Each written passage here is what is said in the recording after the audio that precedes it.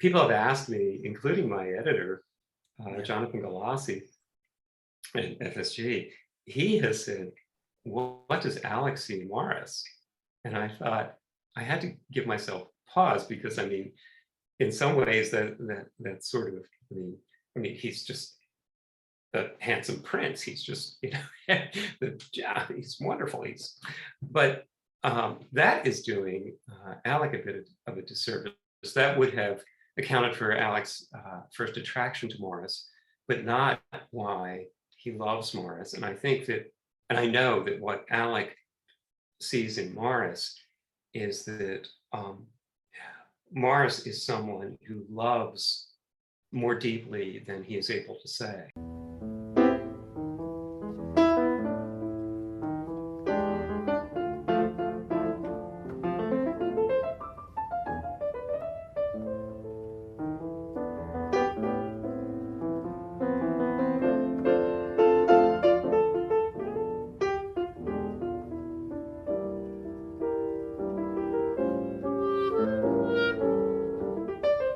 Hi, welcome back to the Ivory Tower Boiler Room.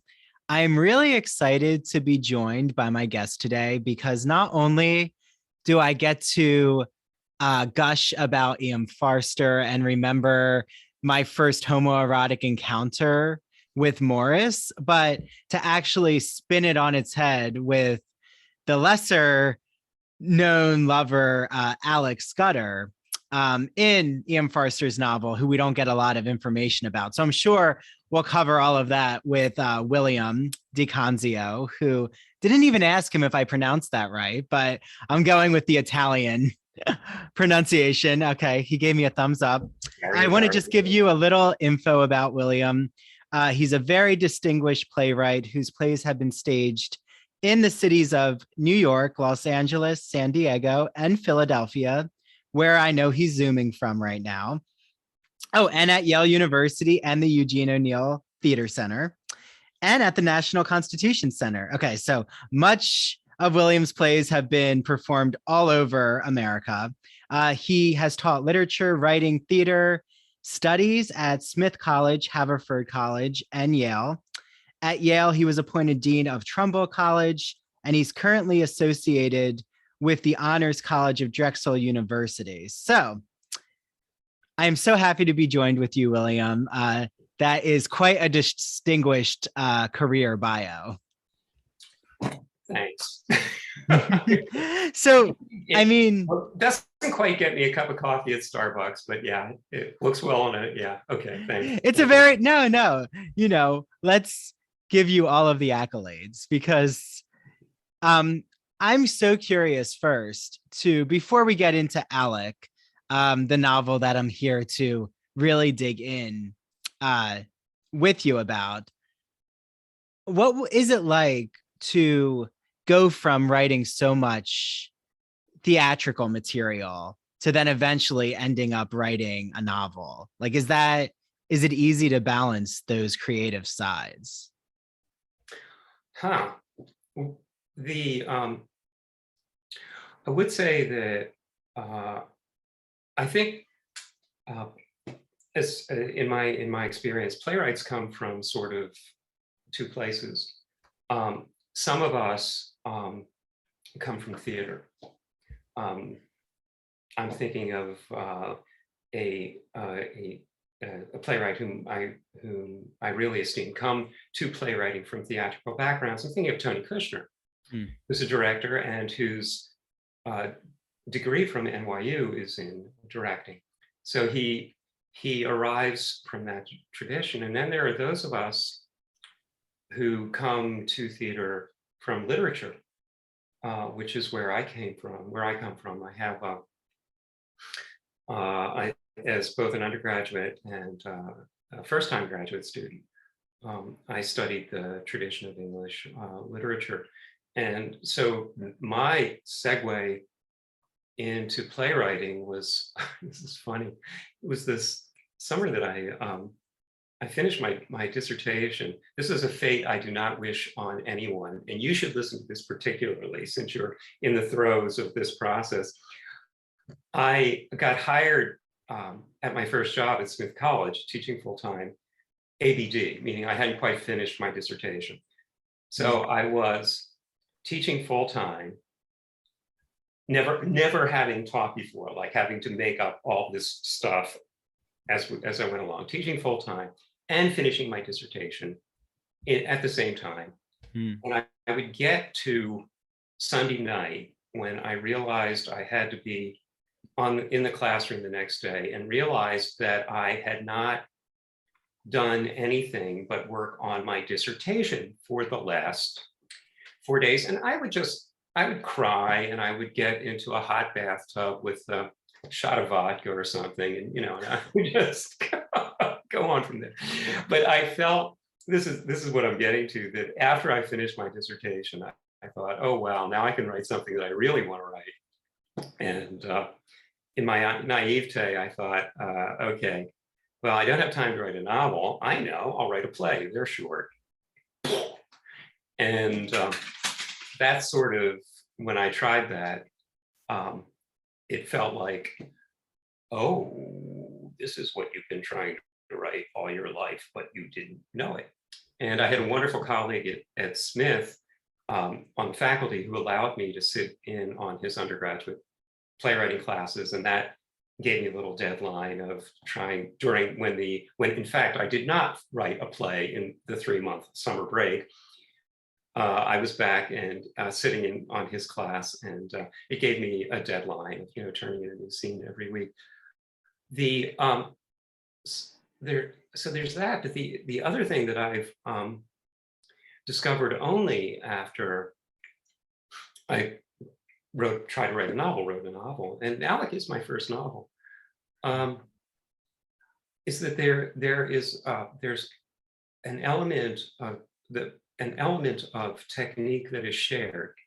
And maybe we're not so much aware of this, and maybe I would not have been aware of it had I not written so many plays. And that is that in a novel, as in a play, the unit of composition is the scene. I mean, maybe that's not news to you, but it was like this huge light bulb going off when I discovered that. It's like, oh, yeah. And then my agent, who is now my friend, said that when who worked with other novelists, he said, what I like so much about your work is that there's like nothing. It's like, boom, we're in the scene. And we're just there. And that's kind of, well, and that makes so much sense, William, because, well, and for everyone out there, I could have said Dr. di Canzio, but you reminded me of your PhD experience. But I have a good friend of mine, Jan Balakian, who I've interviewed here, who is an Arthur Miller scholar, but then worked on a play, is now, has a play out, so is a playwright. And I wonder if you feel the same with advice she gave me, which is in scholarly works of academia, you have to really explain your close readings. Like, it's really, you start to get into the weeds, where in a play, in a novel, in creative work, you're not supposed to explain so much. Just show it happening. The piece I'm working on now is based on one of my plays, a new novel, and it's unlike Alec, which takes place in an historical period. This new piece will, I think, will be considered a historical novel because the principal figures were like real life people. And I have to, so I'm sort of like figuring that out a little bit, but also remembering, not only do I not want to say it, but if I start to put stuff like that in, it's an intrusion. And you don't need it. You just need to say what happened, show what happened, and let the characters think. But this makes so much sense, because it's something that I'm gravitating towards as like I've worked my way through Alec, which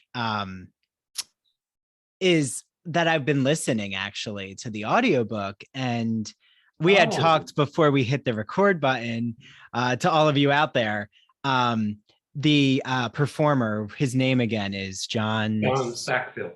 Yes, he does such a wonderful job with the British dialects and bringing the different social classes to life, which is so important in this historical work, right? We're in pre-World War One, but it becomes World War One.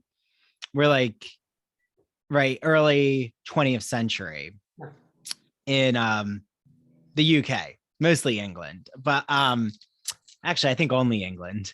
Right? Now we go to France. We go to France for a while. Okay. Yeah, Okay. yeah, and yeah, and poor Morris goes to Gallipoli, but we hear about that afterwards in his Yeah. own news. Yeah. Well, and at first we think Alec is going to go to Argentina, but Right. things take a turn with the romance between Morris and Alec, which, going into your work, I was first reminded of just picking up Morris by E.M. Forster. As an undergrad, I was really interested in just the whole canon of gay literature and like, okay, well, what's considered the first openly gay male novel, and then what's kind of pre the gay novel because the category doesn't exist. And Morris is one that really, comes to the forefront, but wasn't actually published when E.M. Forster was writing it. And I've always kind of been curious about what would have happened if he had actually come out with it, before Gore Vidal's The City and the Pillar, which kind of took over the first gay novel category. But yeah, I mean, like, what was your first experience with Morris? Because you must have been very fascinated, I'm assuming, by the novel. I read it. It was published, as you say, it was published in 1971, a year after Forster died, as I'm sure you know, through the intervention of his younger friends who were Christopher Isherwood and W.H. Auden. Isherwood was living in Malibu at the time, and the manuscript, I'm not sure if it was the unique copy of the manuscript, but it was a typed manuscript.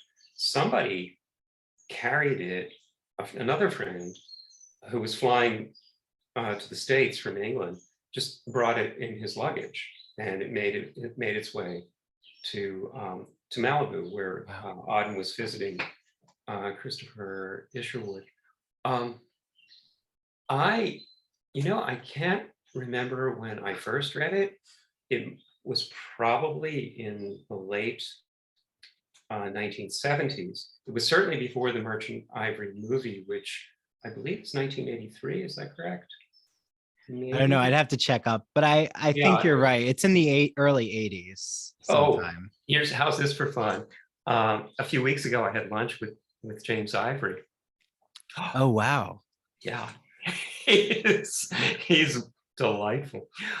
Anywho, where were we? So I read it, and I'm sure it made an impression on me.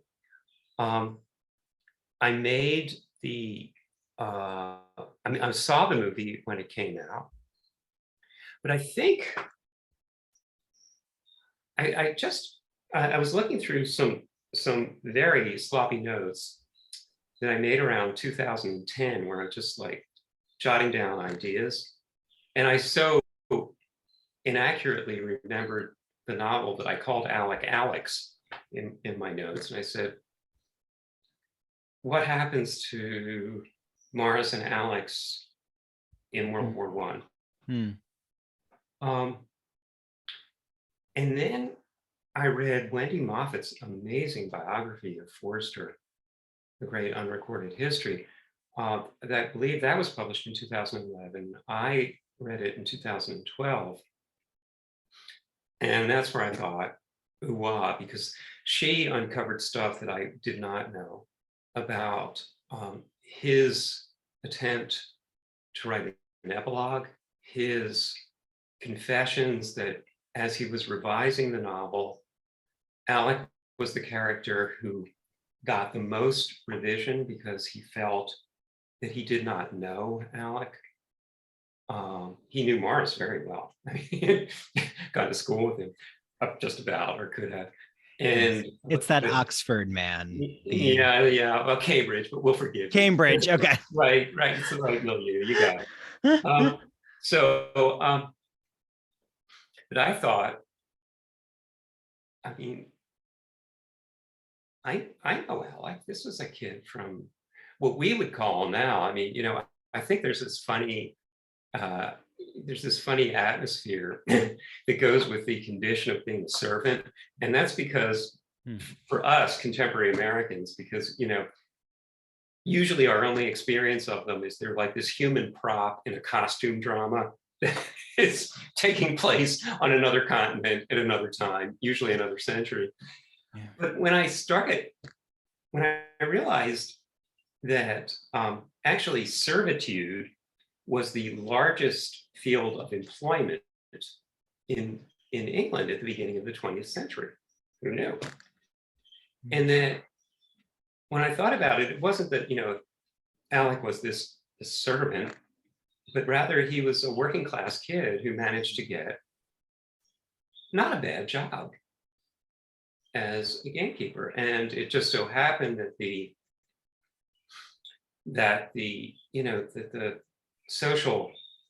class system of the time attached a certain stigma to it. And Alec is a really sort of proud, cocky kid, and he just hates the idea of being a servant. He doesn't mind being a gamekeeper. It's kind of, it's nice. Yeah, and just for everyone out there, like, what is a gamekeeper? Like, what kind of profession was that? Well, and it still exists, and I understand that it's quite sought after. Huh. That a gamekeeper would be somebody who managed the typically forest land that would be part of an English manor or estate. That the manor would be set in an area called a park, and the park was, as parks, forests tend to be, the home to deer and other wildlife, and a gamekeeper would would be responsible for the well-being of the animals who lived there. In Alec's case, he's also, and that would some of this I sort of interpolated, but in Alec's case, he's also given the charge of the kennels because the hunting apparatus on such an estate would involve hunting dogs and maintenance of rifles and all of this stuff. So it's really a job with some responsibility. When Maurice meets him, he is the under gamekeeper or assistant gamekeeper on the estate at Penge.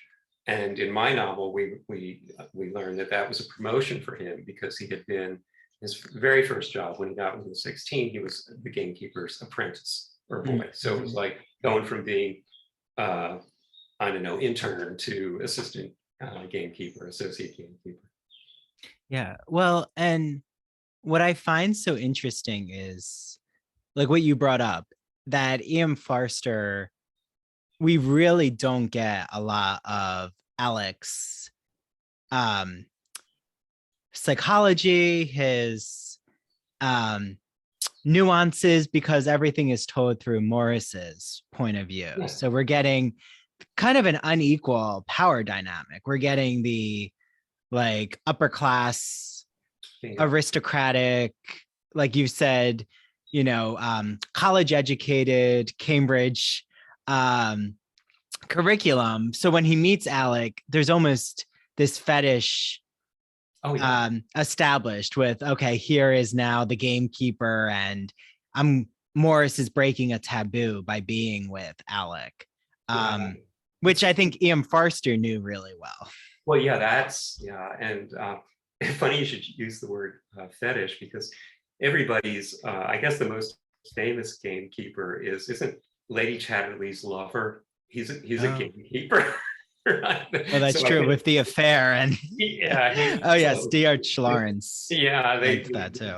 the gamekeeper is the, I don't know, Yeah. the bad boy Yeah. of Well, even Oscar Wilde in the picture of Dorian Gray, you have Dorian is not of the same social class status as Lord yeah, Henry and Basil.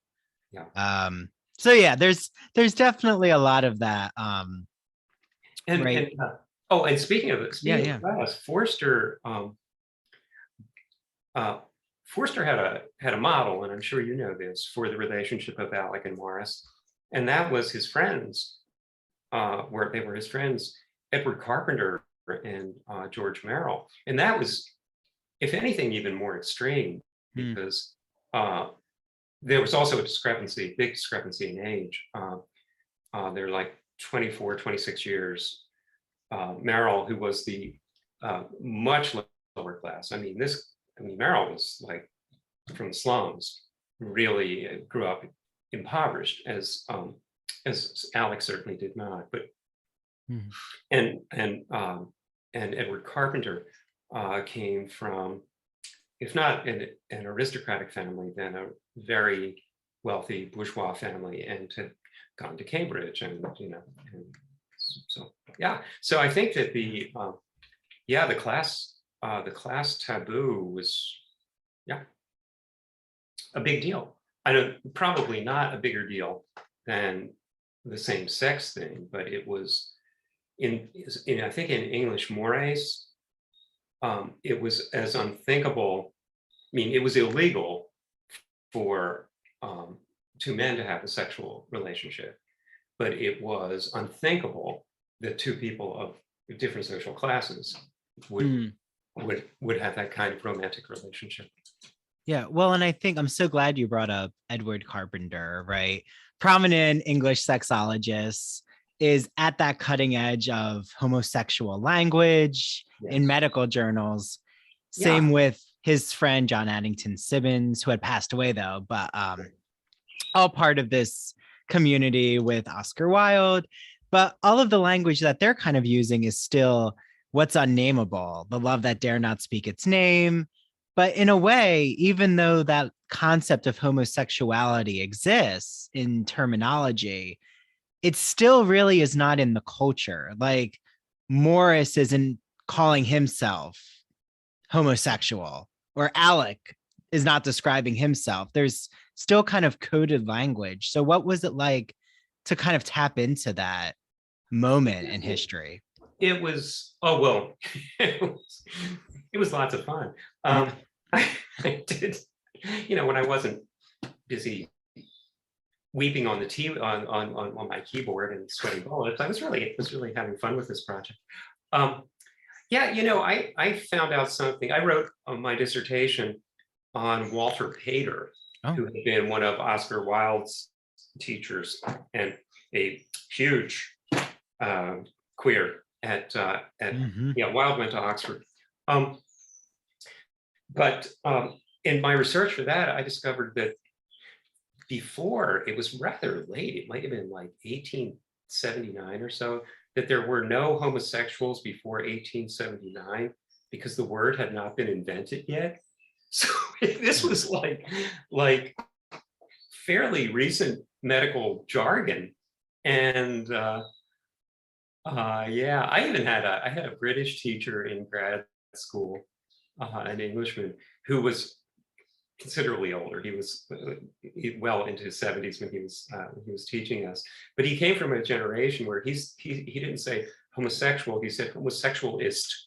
So I Oh, thought, wow. yeah, wow.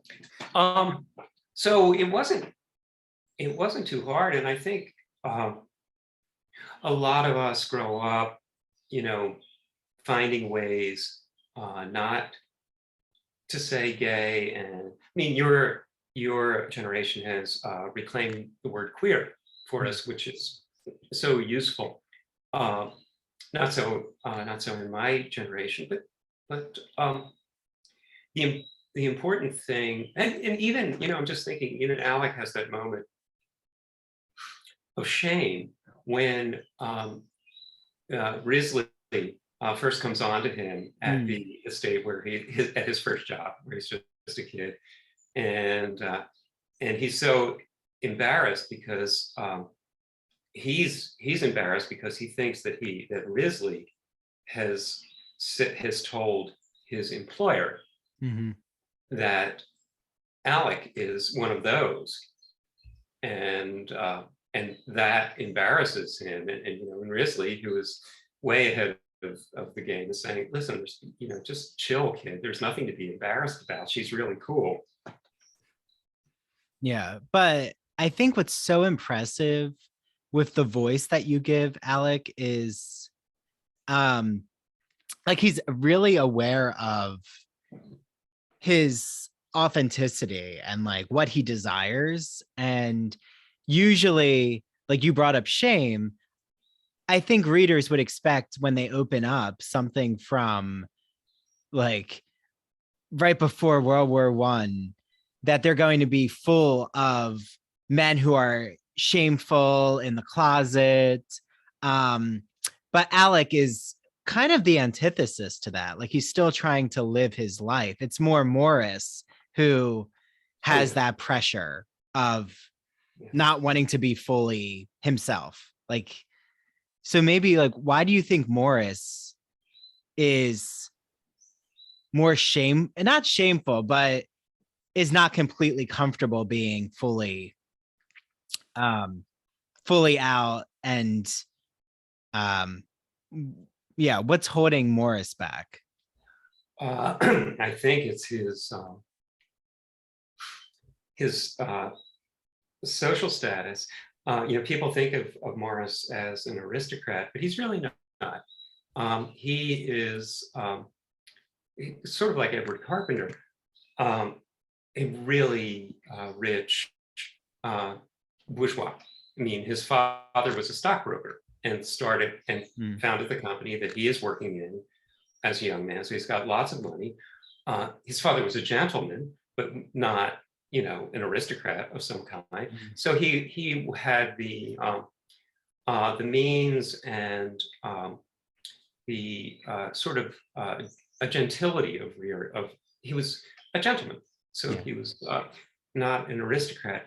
But I think that that maybe it's that status that makes him so absolutely entrenched in the morality, middle-class morality. His Forster was, and I took a cue from Forster for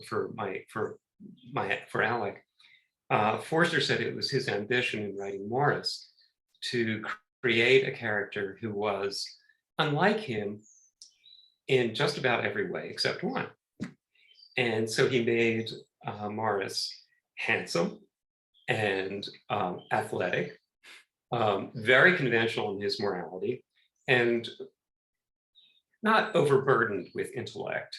Let's say, Forster was just such a wonderfully, just a brilliant Scot. He's a very smart guy.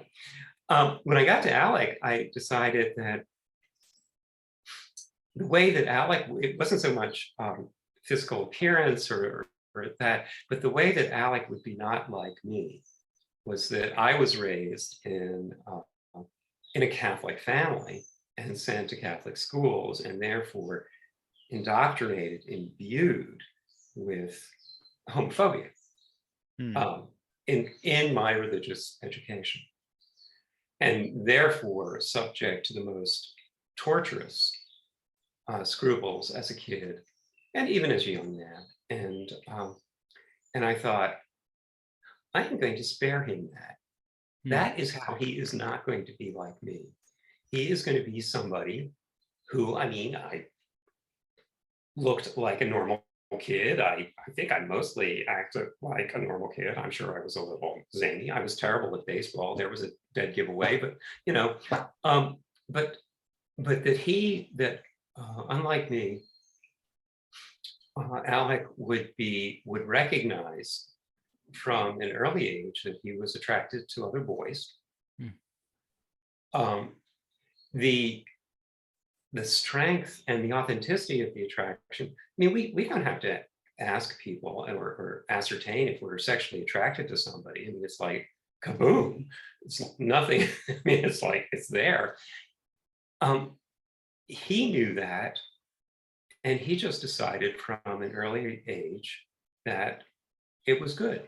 It was okay. Hmm. He was confident enough about himself as a person to realize that. And of course, then he still has to do battle with the external world, but he, at a young age, had won the inner battle, and that was cool. I mean, I guess you could call it. It certainly wasn't a religious battle; it was a spiritual battle. In a way, it was a spiritual conquest of organized religion, which was, telling him he was going to hell. So that's where Alec's self-confidence came from, and I discovered once that I realized that about the character. It was so right. It was just, I mean, and that's why Maurice loves him. I mean, aside from the fact that he's way cute and all those other nice attractive things. But what Maurice loves about Alec is that he is so authentic and to himself. People have asked me, including my editor, Jonathan Galassi at FSG, he has said, what does Alec see in Maurice? And I thought I had to give myself pause, because I mean, in some ways that sort of, I mean, he's just a handsome prince. He's just, he's wonderful. But that is doing Alec a bit of a disservice. That would have accounted for Alec's first attraction to Maurice, but not why he loves Maurice. And I think that, and I know that what Alec sees in Maurice is that Maurice is someone who loves more deeply than he is able to say. And what proves that is that he loves Alec. He loves that about Alec, which is real. Yeah, well, and I think it's just so beautiful how even Alec, in your take, and in this tradition of, what I really love is when a canonical novel gets spun on its head with a different character's point of view, like whether it be when I interviewed Gregory Maguire about Wicked and the Wicked Witch of the West, or right, Madeline Miller's Song of Achilles. There's a lot of Grendel, of course, with Beowulf. But what I really like is you show that Alec, that you introduce him into this classical education tradition of how infatuated he is with ancient Greek literature and like all of the queer canon, right? We have the homoerotic mythology, we have Plato, we have even the Bible with David and Jonathan. So I could see you were really enjoying creating this classic homoerotic genealogy. I mean, was that fun for you? Well, it was dare I say, it was autobiographical. Okay, hold on to that question because we'll be right back. But first, a word from our sponsor.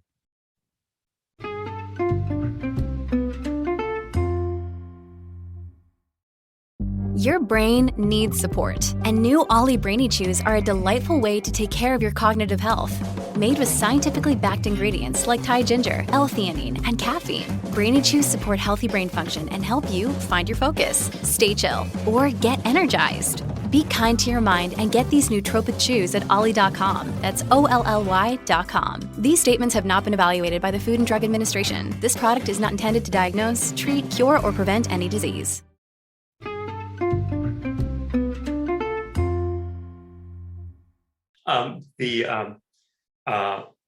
Sure, it was fun because I mean, what hooks Alec maybe is what hooks a lot of us when we're kids, and is that, you know, he comes across this stuff that is considered, classical art, and he's seeing these old books in the library with all of these, with art plates of these astoundingly beautiful, heroic male physiques, and, you know, and in certain periods, Hellenistic and Baroque, I mean, they're so sexy. They're, you know, the stat, I mean, it's just, wow. I really like looking at this. Who is this? Oh, that guy's name is Laocoon. Okay, yeah.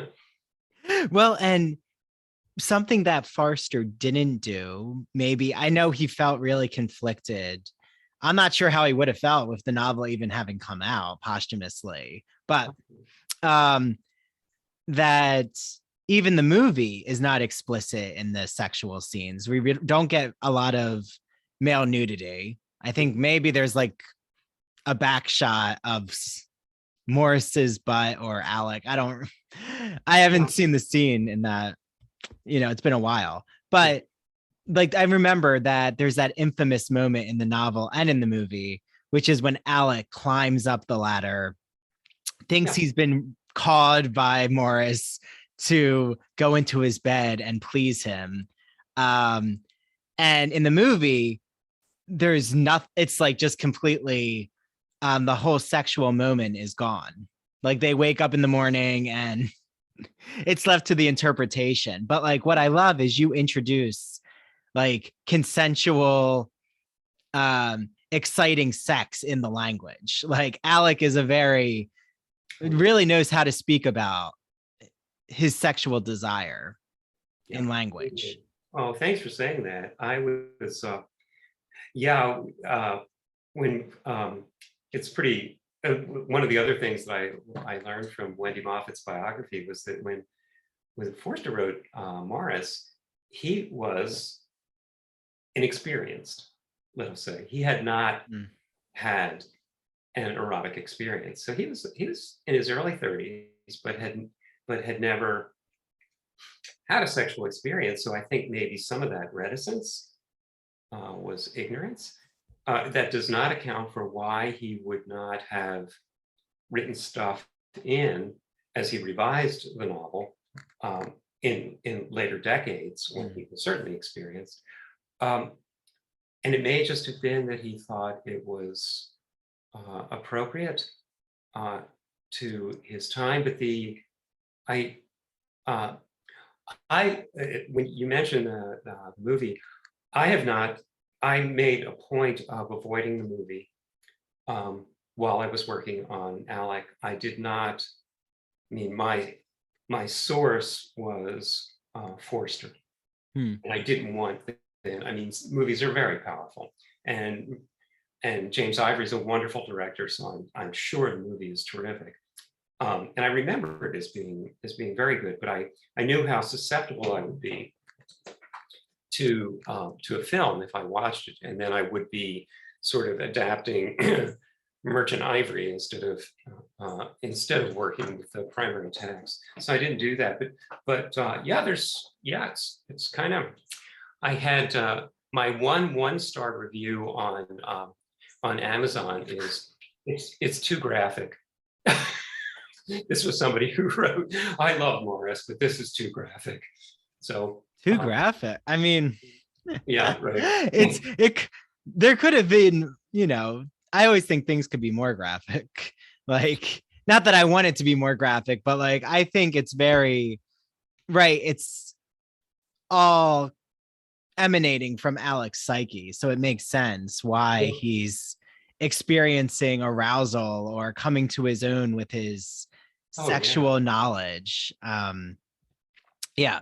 But well, there's always going to be critics with there will be. And I mean, like, you've published many plays. Like, how many plays have you actually had published or performed? I think 14 or 15 have Wow. been have been staged. So yeah. Yeah, but like, so no, the whole court of public opinion. I do, But and it's so but much yeah. better in publishing, um, because um, my generation, we often refer to my generation of playwrights as those of us who have been workshopped to death. That you would, that theaters would get into the industry of not fully producing but workshopping new plays, which meant that you had, and you get all this feedback, and you finally you just think, I don't know what I don't even remember what I wrote. The great thing about a novel is that it was just me and my editor, and he is, fortunately, I'm working with one of the foremost editors in the world. I don't know if he's the considered, anyway. Jonathan Galassi is way up there, and I have complete trust in him. So it was, when he said, yeah, I listened. Well, so like, how much pressure did you feel when you got to that scene? When you got to the first sex scene with Maurice and Alec, did you feel a lot of pressure because of how much it's in the queer canon as a moment? It's funny that I felt,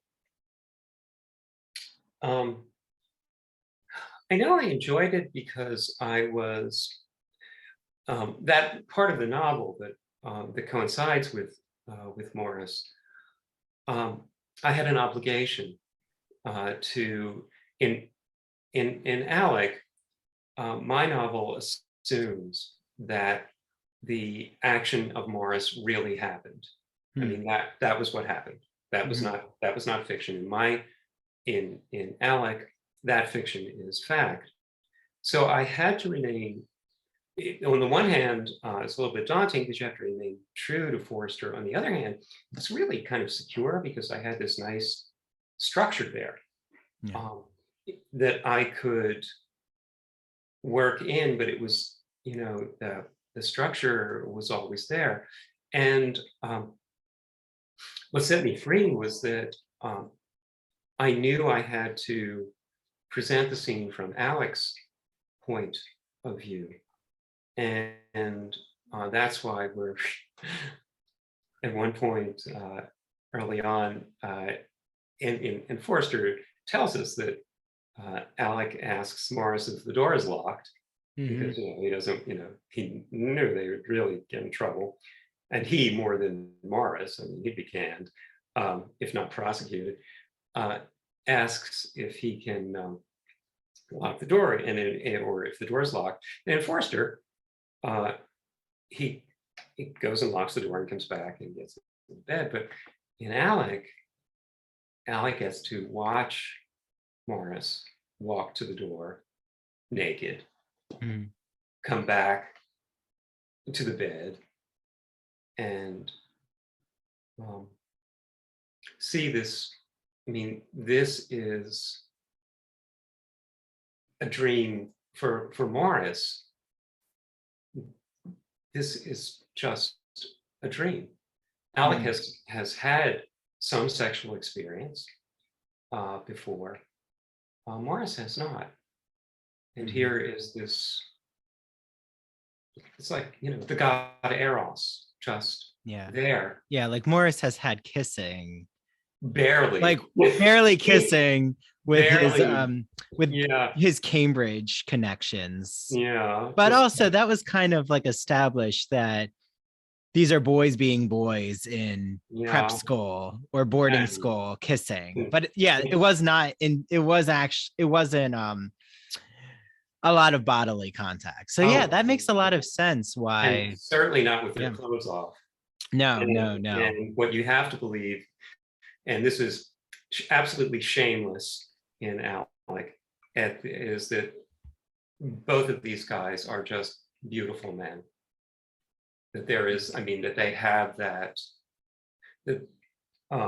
Frankly, it is the basis of their attraction. First attraction is that, the love at first sight thing is because they're just Hmm. they find each other very striking. Yeah. Well, you make them well endowed, William. I think that's what you're trying to get at. It's okay. We've Yeah, cursed on yeah. this podcast before. There's been Oh dear. like Oh dear. we've talked about like sex tapes and other scandalous things. So Okay. this is tame. This is I'll tame put the pen on compared. something, yeah. Yes, this is a tame discussion. Good. But I do want to acknowledge you have this beautiful portrait behind you, but it's also the cover of your novel. Just Yeah. as we're getting towards the end, like who actually created this portrait of Oh. Alec?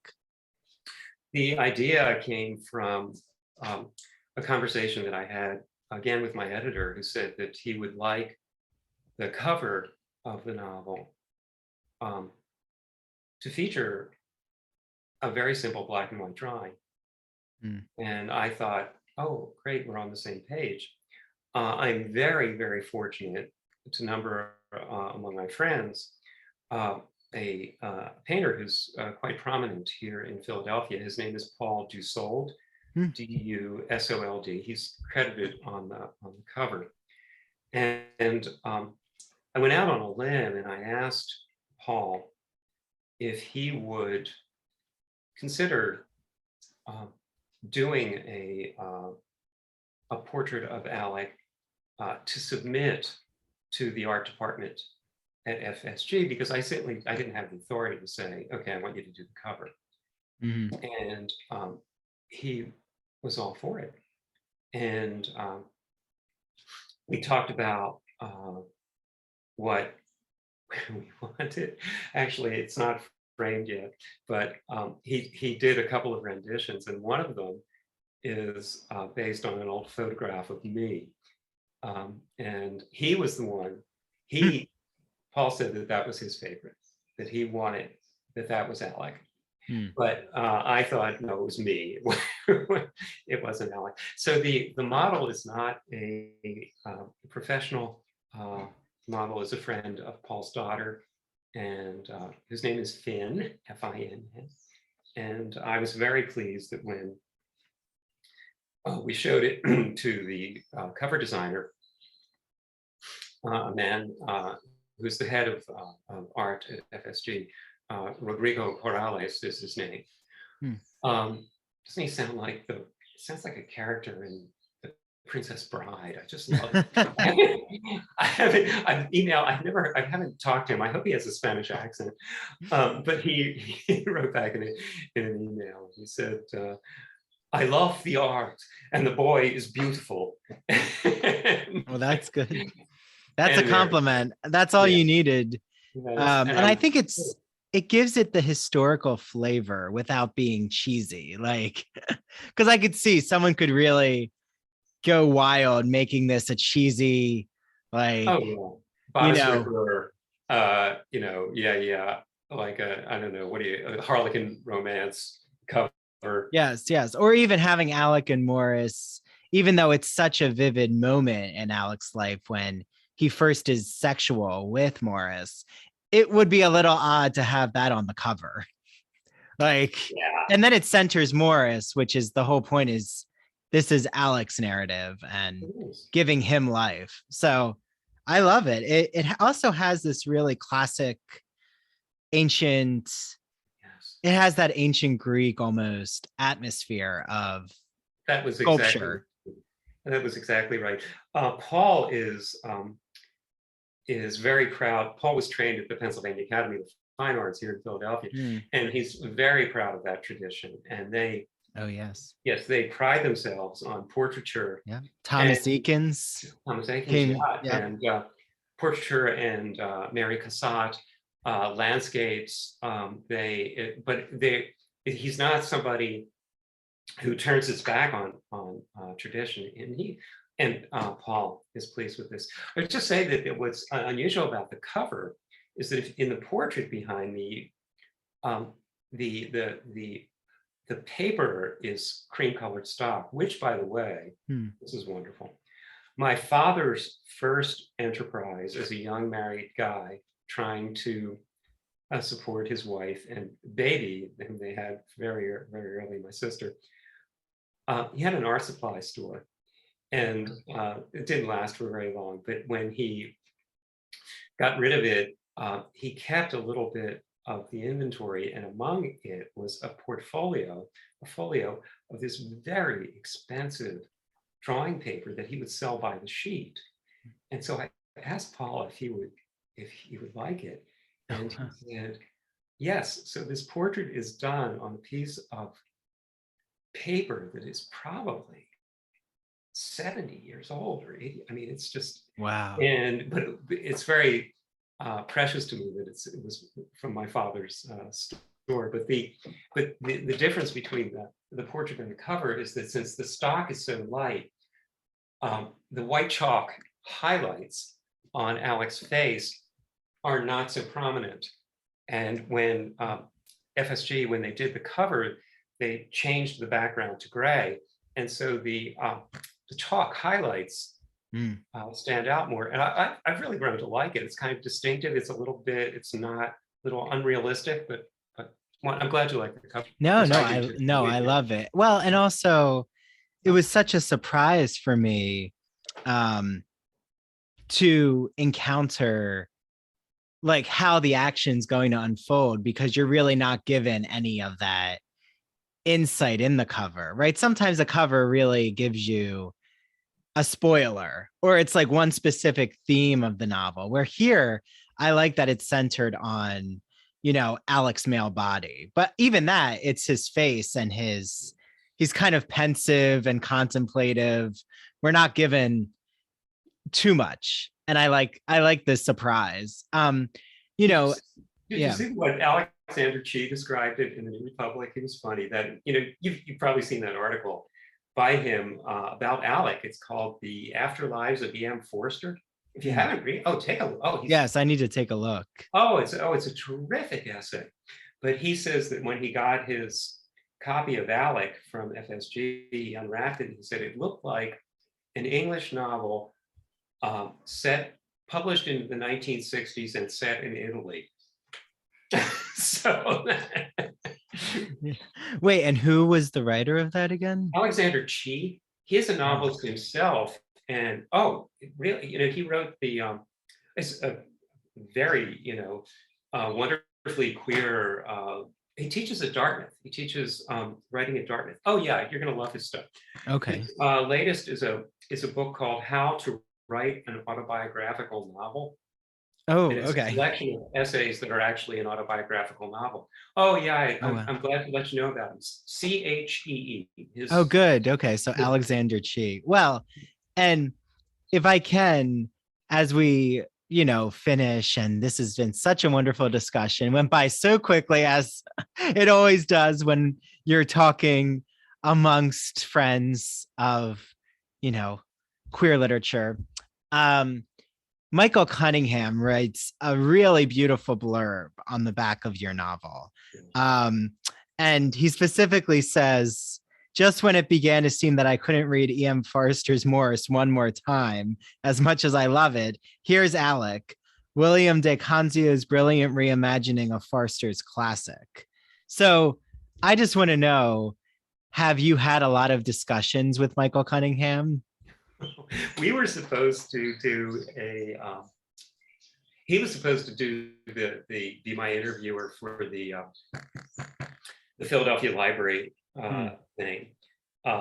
He's also published by Farrar, Straus and Giroux, and the reason why that blurb ended up on the cover is because we share an editor. Jonathan Galassi is also Michael Cunningham's. I've never met him, but after this is another new opera of his novel, The Hours. Yes. Oh, this looks wonderful. It looks very. It is. Well, one of my favorites is in it, Kelly O'Hara. Kelly O'Hara, Renee Fleming, and yes. Joyce DiDonato in the upcoming Met debut in the fall, conducted by our very own Yannick Nézet-Séguin. Oh, he's wonderful. Yes. So true. Yes. Well, and I will, you know, definitely make sure that, you know, maybe Michael Cunningham can You can meet him at the. I'm sure he'll be at the Hours debut. I wrote to him to tell him how much we enjoyed they did a concert version of the opera here in Philadelphia. Oh, that's right, in Philadelphia. A little while ago, with Renee Fleming and Kelly O'Hara. Wow. And I mean, it was wonderful. And but it was like the concert version. So the orchestra was on stage. It was so beautiful. It's just so beautiful. So I wrote to him then, and he said that he's planning to be at the debut in the fall at the Met, and we are already planning to make that a stop. So if you're going to be there too, maybe we could actually find a way to rendezvous. Yes, I will. I am definitely, eager for that. I will meet you in person, William. If I can meet Michael Cunningham, a dream. I mean, I just admire so much. I don't want to say the older generation, like in a, to bring attention to your age, but I admire so much my like gay male older, those I'm inheriting such knowledge from, and I think it's wonderful to connect intergenerationally. Well, I think on that note, also shout out to Matt Alcoin, because I know William really loves Matt's Eurydice. Yeah. And his new book is called Impossible Art, about opera, which is nearly an impossible. It should be an impossible art, but he's way cool, and he's on YouTube. Your that presentation that he did at Stony Brook. Yes. And you do.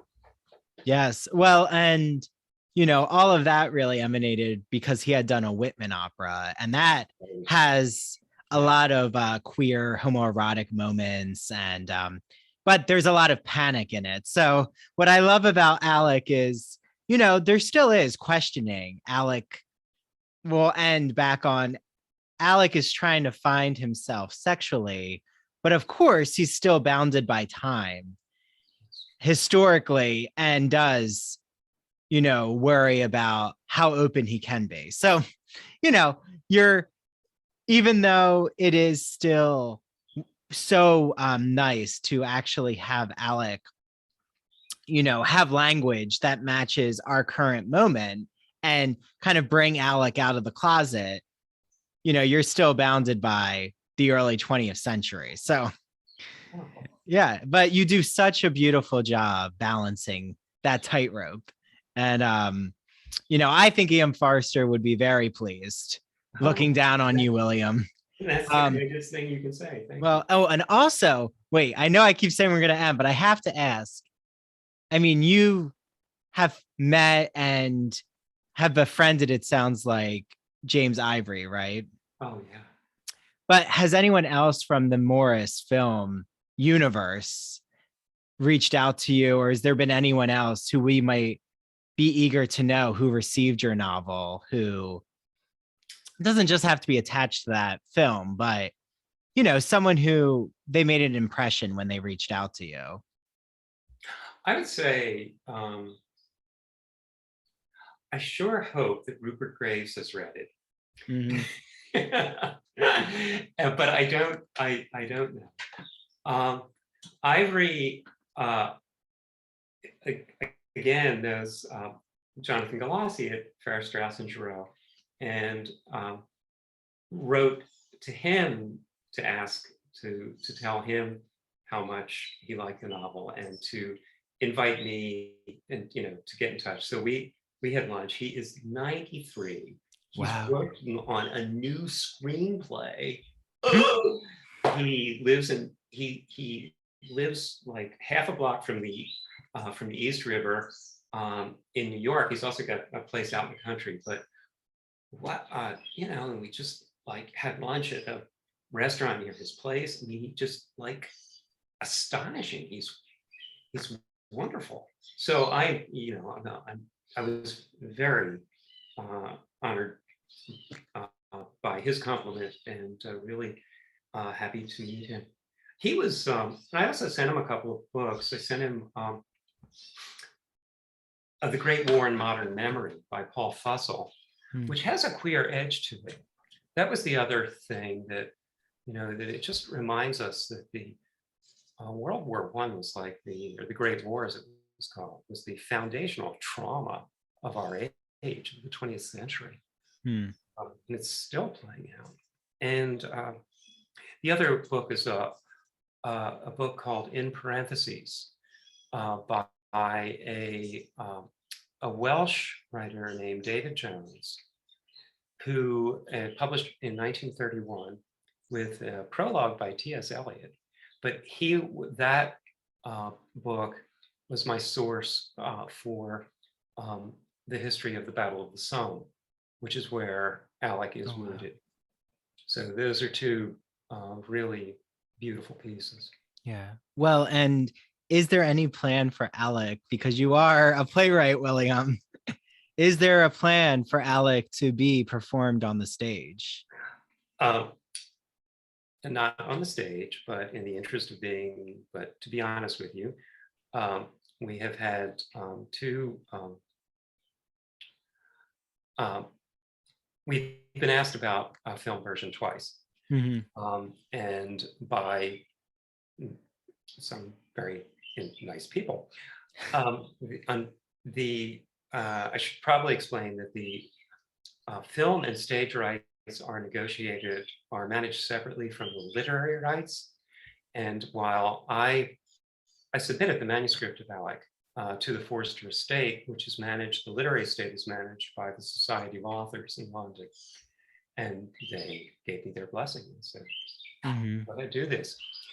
In order to film Alec, we need the rights to Maurice, which I'm told by the agency that manages those rights in London, those rights are not available currently. So, but should they become available, then I can't imagine Alec on stage, but I think a film version is, that appeals to my aesthetic. Yeah. Well, if you want to try a play, kiddo, show me the script. I'm not sure. I mean, I just feel like it makes sense why so many have tapped into your playwright ingenuity on the page, because it is true. Every chapter really, in a way, acts as a scene in a play, like that you're thrown into the bodies and the action. And yeah, I think it would work really well as a film through Alec's journey. So I'm hoping that the rights can open up for Maurice, because I know it's tricky. It's very tricky when it comes to acquiring rights. But well, thank you, William. I am excited to hopefully eventually meet in New York City, or that would be delightful. Yes. Or when I'm in Philly, we'll see. Yeah. I love the Pennsylvania Academy of Fine Arts. That's actually one of my favorite museums. Because the building is so stunning. Yes, and that's actually where Walt Whitman's portrait is by Eakins. Oh, right. Is there. So yeah, there's a lot of, I think, queer art pieces there. But yeah, thank you. This has been wonderful. I'm sure everyone out there, anyone who loves historical literature, who loves queer literature, who just wants to add to their, E.M. Forster catalog. If you haven't read E.M. Forster, now you have a motive after you read Alec, then turn to Maurice, which actually could be an interesting, that's entry. The way to do it. That is the way. That's the way. So I'll hold it up again, but here's Alec by William di Canzio. And also the audiobook is very, very good. Again, John Sackville. Thank you, John Sackville. I know it's very British. I'm like, something Sackville. Okay. Actually, Vita Sackville West was Virginia Woolf's lover. Yeah, I did. When he said that the project was very significant to him, and I'm pretty sure he's a gay man, but I wonder if his family was a part of that family. Yeah, well, if so, Yeah, you I might mean, have some kind of distant connection to Virginia Woolf, which would make sense with the Forster well, Bloomsbury group. Okay, there's so much more we could talk about, but I'll have you back on, William. Please, please, let me know when your next work is coming out. I want to definitely interview you again. So yeah, thank you so much, William. And I'm going to say bye to the listeners who are, you know, currently absorbing all of this conversation. bye, listeners. Bye, listeners.